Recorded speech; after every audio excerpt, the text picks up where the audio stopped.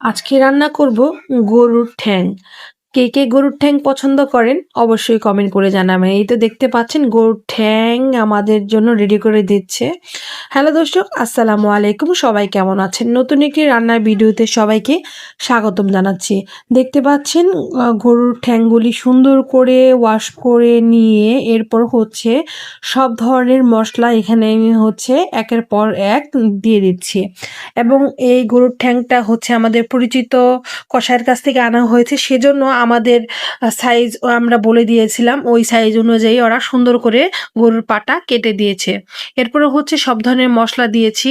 আপনারা কিভাবে রান্না করেন সেটা আসলে আমি জানি না, তো আমি যেভাবে রান্না করি তো সেটাই আসলে আপনাদের সাথে আমি আজকে একটু শেয়ার করতেছি।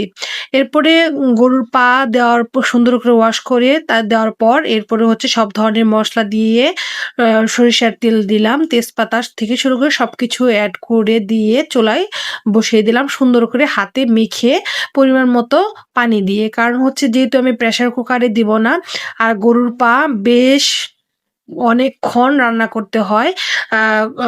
গরুর পা রান্না করতে করতে করতে কিন্তু বেশ সময় লাগে। যাই হোক, আস্তে আস্তে গরুর পা আমার রান্না করা শেষ। এখানে আমি আপনাদের সুবিধার্থে, সবাই তো আসলে এত বড় ব্লগ আসলে দেখতে চায় না, সেই জন্য আমি হচ্ছে টেনে টেনে দিয়েছি। এরপর হচ্ছে গরুর পা সম্বার দেওয়ার জন্য পেঁয়াজ কুচি, রসুন কুচি, এই যে এরপর দেখতে পাচ্ছেন আস্ত শুকনো মরিচ, এগুলি সব কিছু সুন্দর করে বাগার দেওয়ার জন্য ভেজে নিয়েছি বাদামি কালার করে। দেন হচ্ছে গরুর পাতে আমি খুবই সুন্দর করে ঢেলে দিলাম। আপনারা দেখতেই পাচ্ছেন সবার জন্যই আসলে এই ভিডিওটা একটু টেনে টেনেই করেছি, কারণ সবাই তো আসলে এত লং ভিডিও দেখতে চায় না। তো আপনাদের কাছে এই রান্নাটা কেমন লেগেছে প্লিজ কমেন্ট করে জানাবেন। দেখেন গরুর পাটা অনেক সুন্দর একটা কালার এসেছে এবং এতটা সুন্দর একটা স্মেল হচ্ছিল, আর খেতে বেশ মজা হয়েছে। নিজের রান্না নিজে প্রশংসা করছি। এরপর আমরা সবাই মিলে পার্টিতে বসে আজকে খাবো ভাবছি।